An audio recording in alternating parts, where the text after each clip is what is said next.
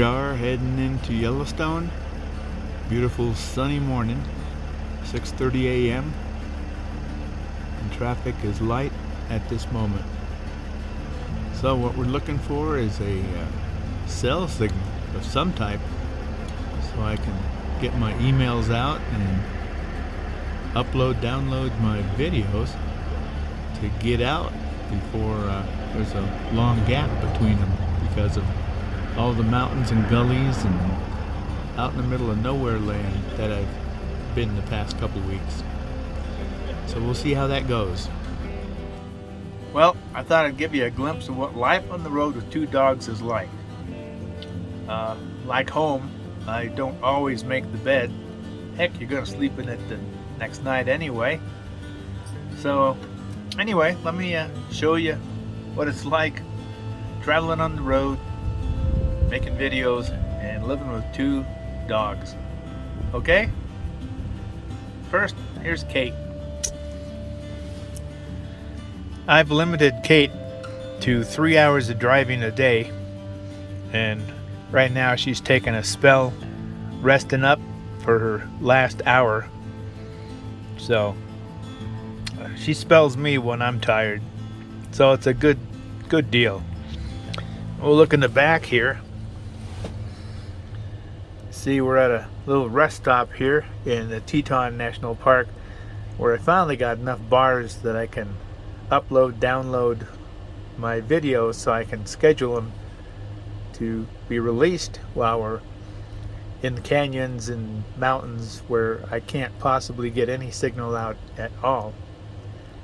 So Sarah's back there. She's pooped out. She sleeps a lot when she's not out chasing birds. She was excited at first when we pulled in here because there's prairie dogs, ground squirrels, all kinds of things roaming around, and she just wanted to get out and chase those critters so bad. And if I did, I'd never see her again. Well, here's the latest update. We left our campsite boondocking in the Tetons this morning, and we entered the Teton National Park, drove through that, came out of it, went through a small section called the John D. Rockefeller Jr. section, where we ran into a rather nasty wind and heavy rain squall. Popped out of that just before we got to the south entrance of Yellowstone. And entering Yellowstone, it's clear, sunny, and warm. It's like, wow. So since I've been through Yellowstone, the Tetons, in this area several times since the 70s,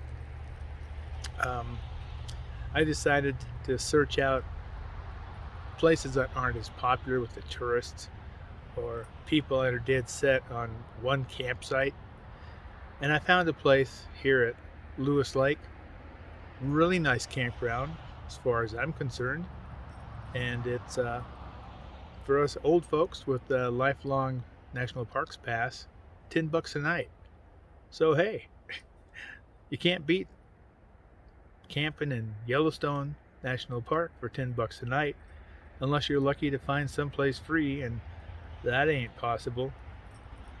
So we're just enjoying the sunshine. I got a large campsite here that gives the dogs full range on their leashes and keeps them out of the road going through the campsites here. And we stopped off, got supplies, so we're all ready. And we're just gonna meander up around Yellowstone Lake, go out the east side, Cody, then buzz up north, and then come back into the park at Cook City, go through Lamar Valley, hop out the Roosevelt Arch, and hook up to Livingston, and head towards our rendezvous at Big Timber, Montana. So, we're just having a great time so far. Finding a campsite, place to camp, has been no problem at all.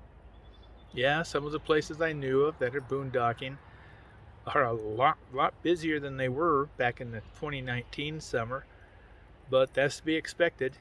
Everybody and their brother is out here in some kind of a vehicle, camping and getting away from the city and all the dreariness that has.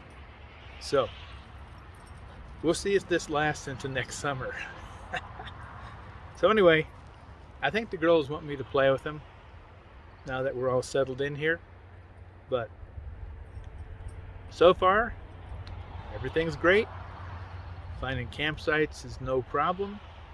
Just avoid the ones that are all popular, that people just have it stuck in their heads that they gotta be there or they gotta camp there, because it isn't gonna be a great experience if they don't. So once you get over that mentality, you could be happy camping out in the woods no matter what. Kate's calling me. I better go. We'll catch up with you later, okay? Well, here we are, bright and early, 7 a.m. Left camp, and we're down here along the Yellowstone Lake in the Lower Geyser basin. Haven't been here before, so we're going to go check this place out. Let's go. This is really fascinating. I like not seeing everything at once in places I go to that are so huge like Yellowstone, so I always have some place new to go to when I return. Beautiful Yellowstone Lake in the foreground, and constant reminders that Yellowstone is a massive volcanic crater. Primordial ooze coming out of the earth. You expect some kind of science fiction creature to come crawling out of that. This is really a neat place. Not as active as many others, but it's different because it's right along the lake. And if you listen, you can hear it bubbling and percolating. Here we are at Bluebell Pool. Hard to believe that thing could boil you alive in a minute. And it can go several hundred feet deep, too.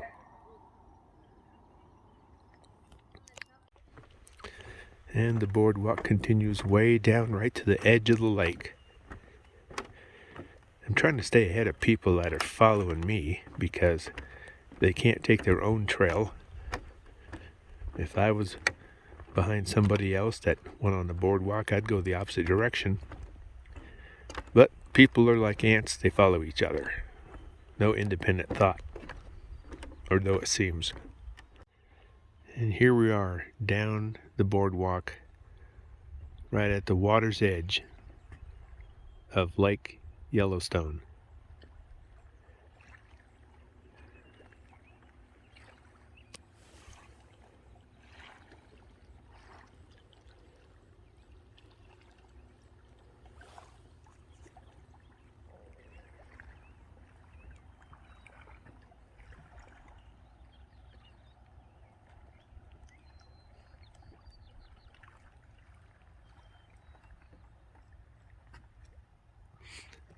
Well, let's continue. Yeah, here you can see the forces of nature always battling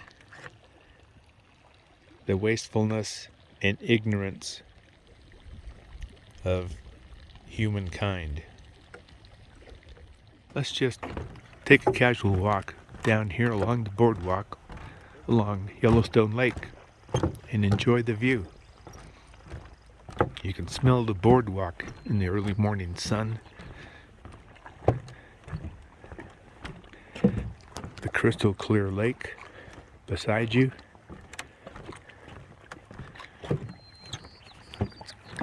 Quite a beautiful morning. I've learned that to see things without crowds, you have to get your butt out of bed and on the road as soon as the sun rises. And then you'll have a much different experience. A lot less crowds. Now that's something interesting out there. And it's smoking too. So it's an active hotspot.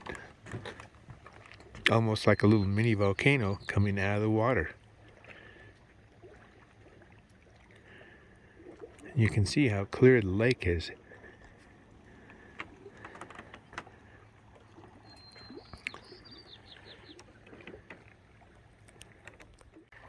Here's the big cone, as they call it. Kind of reminds me of how the Hawaiian Islands were built, coming out of the bottom of the ocean. That'd boil your shrimp real fast. And of course we have reminders for idiots. Don't throw your garbage in the natural wonders. This area here seems a lot more active. It's got a lot bigger hot pots. And you can see the minerals are slowly making their way out into the lake.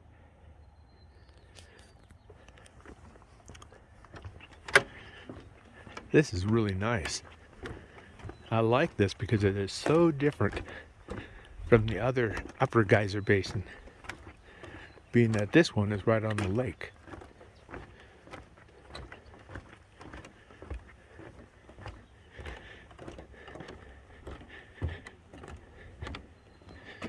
This reminds me of I think it's called the blue spot in the upper basin.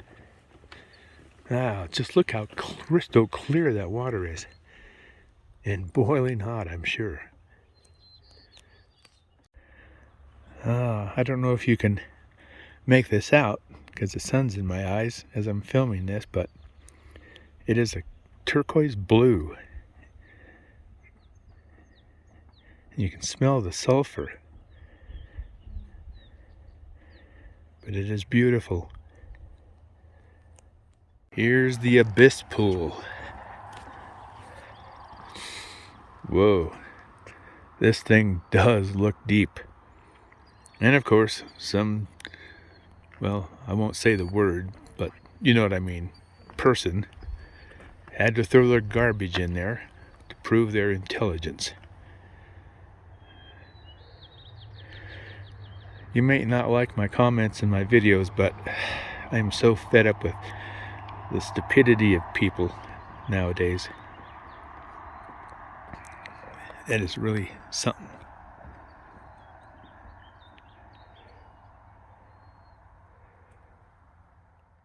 This area almost looks like a minefield, or someplace giant gophers went wild. Maybe these are ancient prehistoric prairie dog burrows. Who knows? It's fun to imagine incredible things. I just wanted to pull off here as we're driving around Yellowstone up to Fishing Bridge and on to Cody to show you how beautiful this area is if you haven't already been here once or twice. Snow-capped mountains. You can see the steam rising from the hot spots along the lake. Over there is where we did our boardwalk. Lower Geyser Basin right along the lake.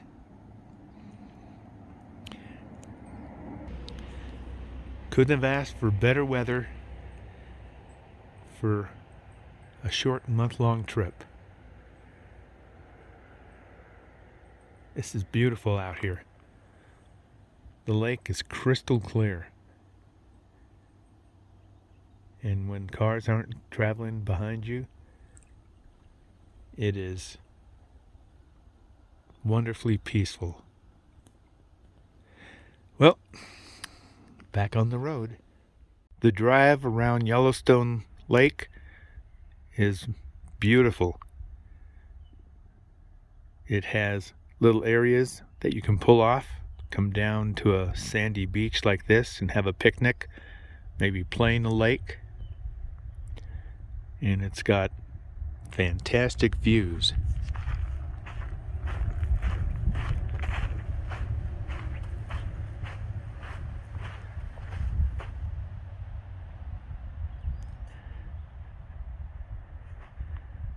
This is really something.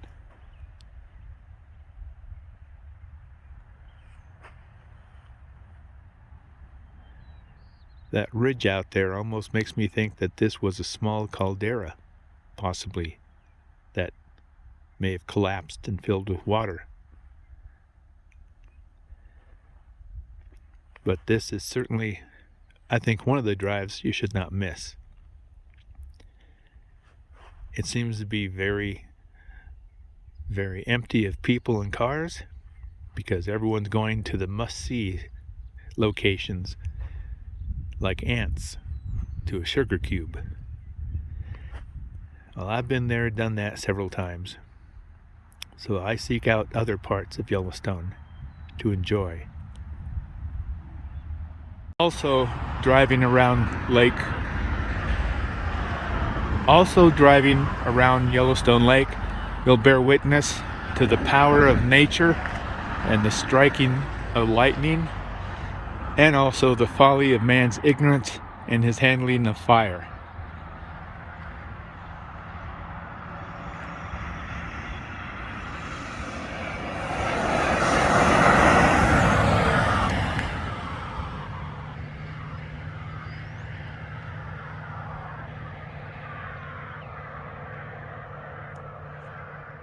So here at the fishing bridge, it says this is the Yellowstone River emptying into Yellowstone Lake.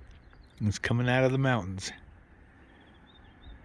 Under the fishing bridge and into Yellowstone Lake.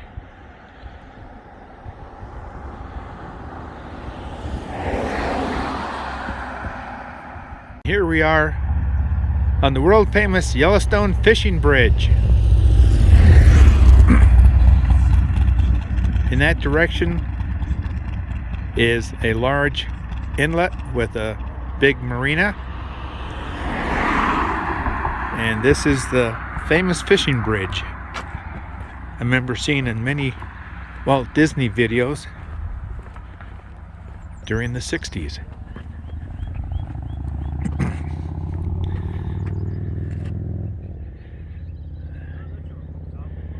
Beautiful views.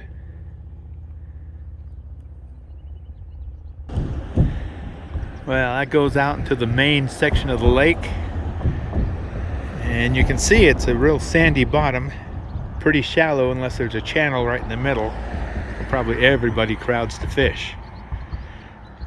But we've made our cutoff now. We're heading to the east entrance of Yellowstone and on to Cody. But this is a beautiful section of the lake, of the park I've never gone through before, so I'm passing by a few things also, so I'll have something more to come back to next time. I'm especially glad that traffic and people are so few and thin between in such beautiful weather and this close to the 4th. I guess I just picked the right direction to go. I have to keep reminding myself the elevation we're at. I judge everything in elevation on my trips from the elevations I know of Mount Rainier and the places I hike. So it's pretty amazing to see how high we are here. Here's a trail I'll take another time I pass through this area in the near future. Get me a campgrounds down here near the fishing bridge, and turn on the AC and let the dogs just sleep for a couple hours and take this hike up to the rapids, 3 miles up, 3 miles back, a little jaunt along the Yellowstone River. So it's places like these that I mark down and remember for my next visit through the territory. That way I enjoy every trip I take through the Yellowstone and the Tetons, is I always save something new to do. I note it in my memory and I visit it the next time. Here we are in the Fishing Bridge General Store. Those of you as old as me will remember coonskin caps and when they were a phase. I got mine.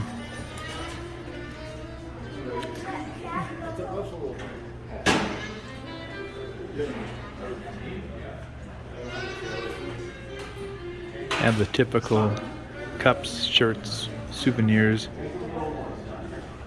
But I've long got past this because I realize one day it's all going to end up at the Goodwill. Here's a huge, massive fireplace at the Fishing Bridge General Store. I wonder if they have it going during the winter. We got Yellowstone wines, Pendleton blankets, Stetson hats, a little bit of everything representing the Wild West.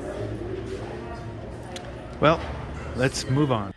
Well, I checked and I finally have 4 or 5 bars here at the Fishing Bridge General Store, so I'm taking a little break and downloading, uploading my videos I've made so I can get them out to you.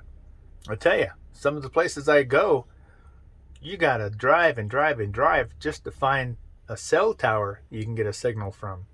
But places like this is where you stop to download photos or anything like that, because sure enough, once you leave this spot, you're not going to have any reception anywhere else. So we're taking a break here. The girls are napping. I took them out for a walk, and I'm downloading, uploading my videos now so I can put them on YouTube, schedule them for rapid release, hopefully 2 a week, because I've kind of piled things up, not being able to upload them, download them as I make them because of where I've been. So hang in there, a lot's coming. Here are the girls taking in a sandy beach, which is just a few minutes drive from the fishing bridge and the general store. You come along this long stretch of sand and gravelly beach, looking over this part of the Yellowstone Lake.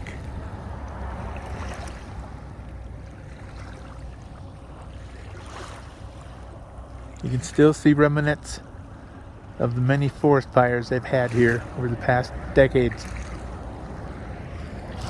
Huh. Sarah wants to go swimming. I don't know if Kate wants to.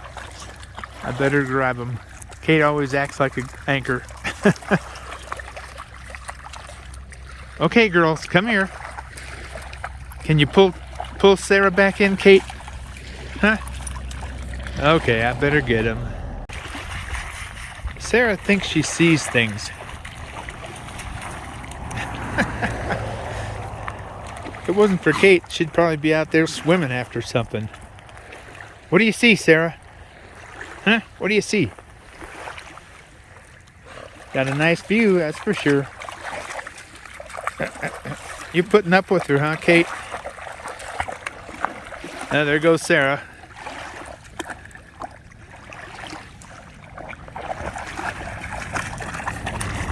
I hope you guys know you're going to have to dry off before you get back in the van.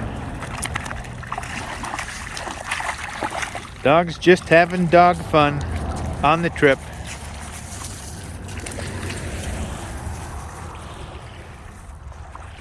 Okay, Sara, come here. Kate, come. Pull your sister over here. Good girl. Okay, let's get back in the van and get going.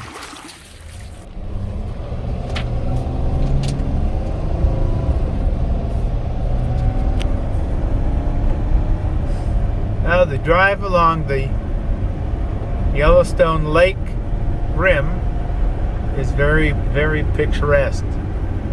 Lots of changes. You can see what the fires have done. You can see the edge of the lake. And it's really quite incredible, the views you have. There's still lots of activity going on around here. It's just really something else.